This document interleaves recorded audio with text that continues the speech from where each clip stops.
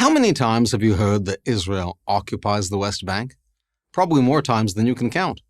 But have you ever asked yourself whether it's true, or even what it means? Let's do so now in the most objective way possible.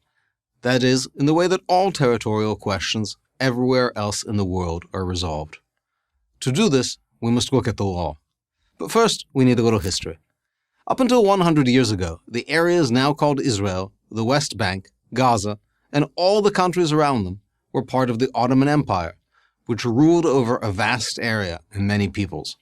Neither the Jews nor those Arabs we now call Palestinians had a state, though the Jews had a nationalist movement calling for one.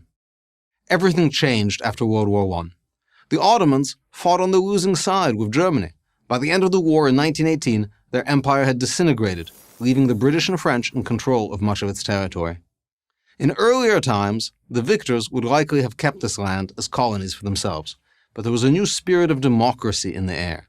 The Allies, including the British, French, and Americans, agreed that the former Ottoman lands should be allowed to become independent nation-states.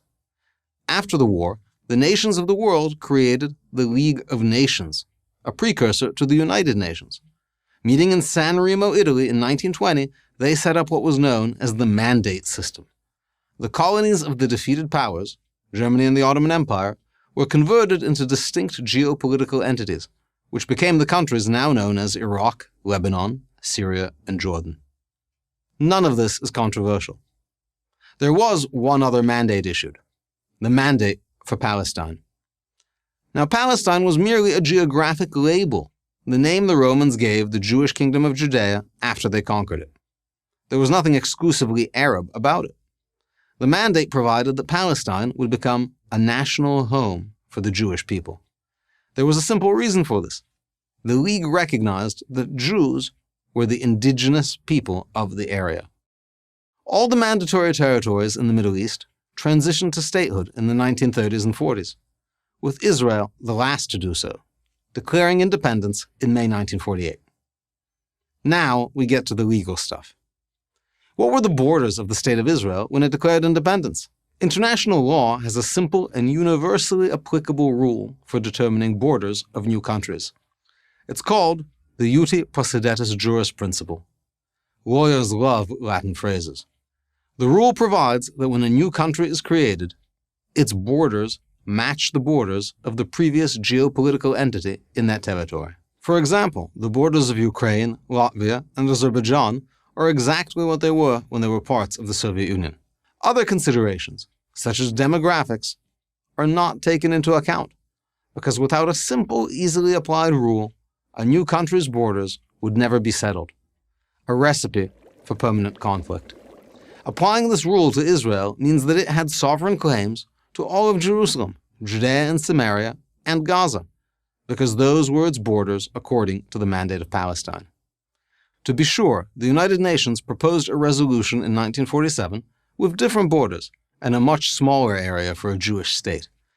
But that resolution was a non-binding recommendation, nothing more. It did not have the force of law. We know what happened next. Upon declaring independence, Israel was immediately invaded by 5 Arab armies seeking to destroy it. Israel survived, but Jordan managed to seize parts of Jerusalem, as well as Judea and Samaria, which it dubbed the West Bank. All the Jews living in these areas were expelled, or to use the contemporary term, ethnically cleansed. Here, we need to introduce another key principle of international law. A war of aggression cannot be used to change another country's borders. Israel and Jordan signed an armistice agreement in 1949, an agreement to temporarily stop fighting. This truce had no legal effect on borders. When Israel liberated these territories in 1967 during the Six-Day War, it was retaking its own land. You can't occupy land that belongs to you. So where are we now? In 1994, the Palestinian Authority was established as part of the Oslo Accords. Israel didn't have to agree to this, but it did. While not being a sovereign state, the PA operates independently of Israel. The PA, not Israel, governs the lives of Palestinians living in the West Bank. Israel has offered the Palestinians a fully independent state on several occasions.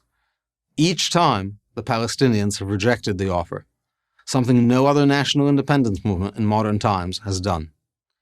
Whether or not it makes sense for Israel to renew such offers is an open question, but it's under no legal obligation to do so.